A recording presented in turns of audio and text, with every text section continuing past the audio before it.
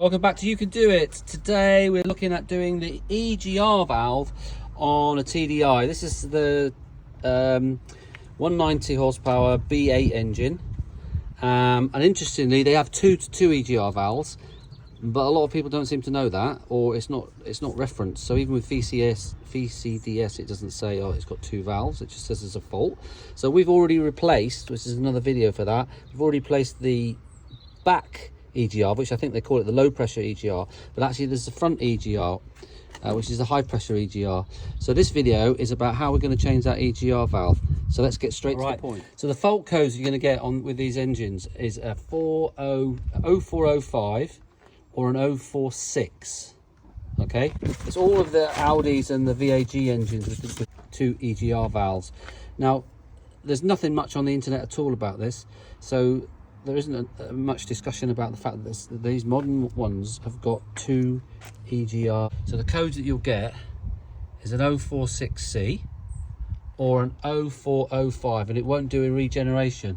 You'll get that code there, right? And it won't be doing any regenerations, yeah. And generally it'll be running a bit rough. It took us a lot of time to actually find out actually that it's got two EGRs. So we've already replaced the rear one at the back, which is a low pressure, and you've got this one at the front, which is a high pressure, and it's the high pressure one that does all the dirty work, because the one that we replaced at the back was actually fine.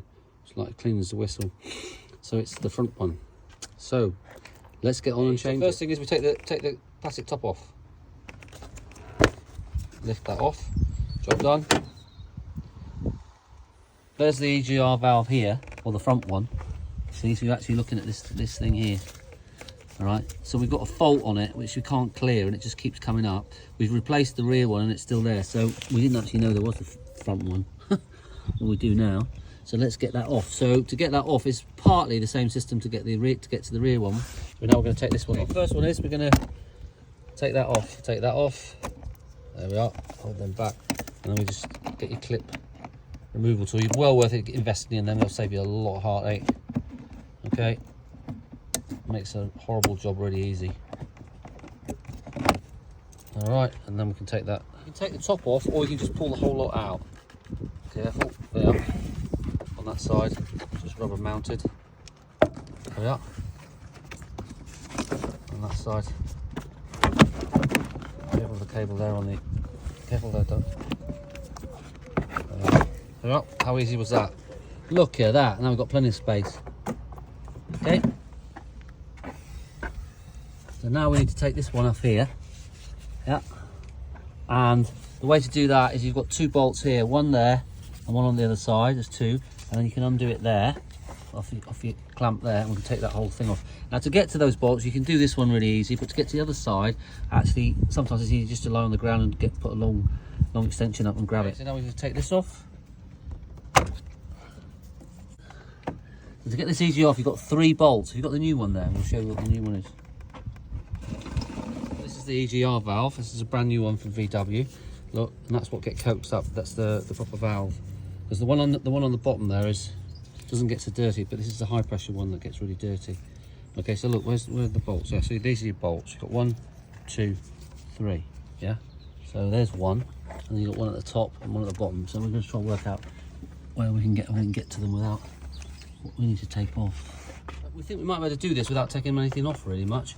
So we've got this one in here, we've got a flexi through there, we can get that one. We just undo that bolt there, which just allows us to get that pipe through and get to that bolt there. You can get to this one here, right? Hey, look, you put a flexi through there with a UGA on it, and you can get to that one.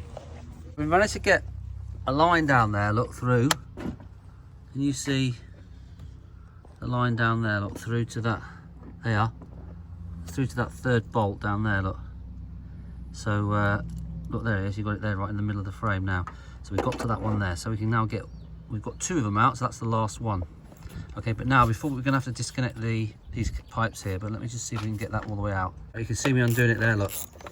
It's a long bolt, so you don't need to worry about it falling out. You just undo it until it doesn't come out any further, and it's released. It can stay in there. We're undoing these two from underneath, so this side's easy enough to do, but the other one is probably easy to do it underneath. So we're just checking it out. Yeah.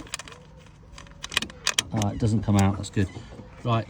So what we're going to, the plan is now we undo these four bolts here and take this whole section out, because we've got all these off.